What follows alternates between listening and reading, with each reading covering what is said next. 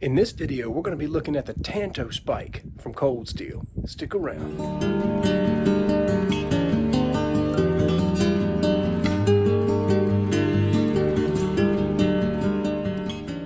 Hope you're having a great day wherever you are, my friend. Thanks for taking time to click on this video. I hope you find this content helpful and resourceful. I love Cold Steel. They've just got a long list of everyday carry options that you can utilize. So many different knives to choose from, not just knives, but just tools in general. And on my YouTube channel, I really like reviewing Cold Steel products. Just a couple of days ago, I started looking at some of the non-metallic options from Cold Steel, and I've got several other videos that I'm going to be doing over the next couple of weeks on some items that I picked up and I'm really excited about talking about. Today, we're going to be looking at the Tanto spike.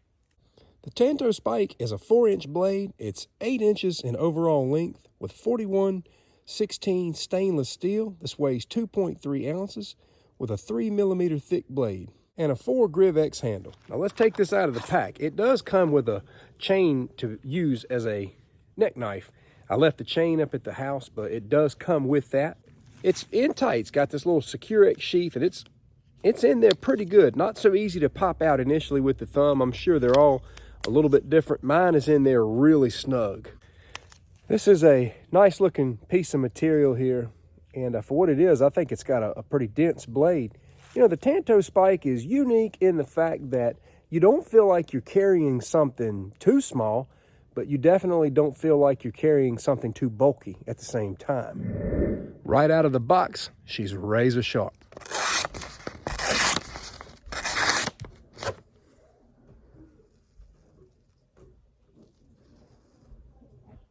Definitely passes the paper and shaving test. As far as defensive blades are concerned, and that's what this is, I think the Tanto spike covers a lot of things. This is going to be a lot of area for slicing. It's definitely a good piercing object. It's got enough length to it to pierce considerably deep if need be.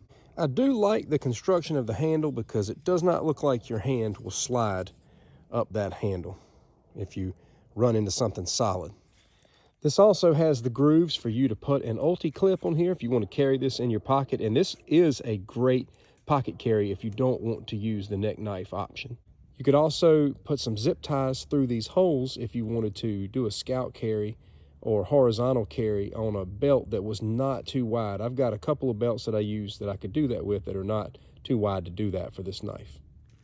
I would say that probably 9 out of 10 people carrying the Tanto spike or anything from the spike series. Cold Steel also has the buoy spike. They've got the drop point.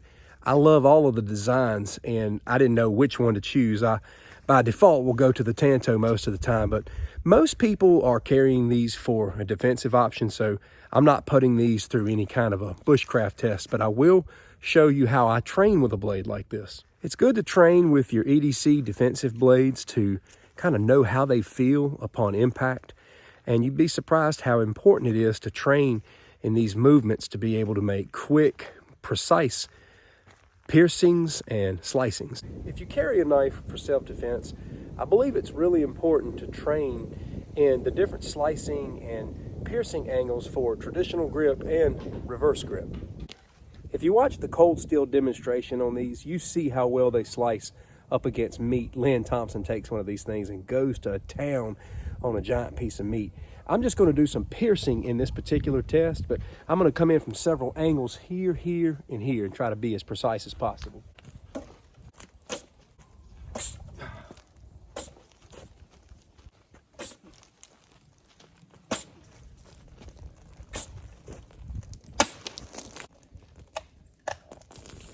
Extremely sharp with crazy piercing ability. A lot of times when slicing a thicker soda bottle, such as that one, it's got a much thicker skin than a regular water bottle.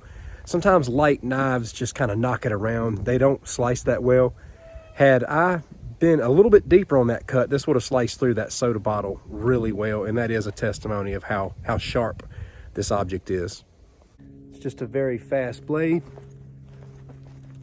Get in there quick, do a lot of damage really fast. You can see how nice this would clip to a pocket. An EDC knife like this is just one that can be very effective, and it's not very difficult to take around with you, and it's got a lot of attributes. I don't believe a knife should be considered a secondary defensive option like tasers or pepper spray or anything like that. I believe knives, with all of my heart, should go into the lethal category because they are very lethal and should be used only in a life or death situation where your life is in danger, and that can happen, and a knife can get the job done in many ways. I hope you enjoyed this video. As always, I'll be dropping a link in the description for you. Take care.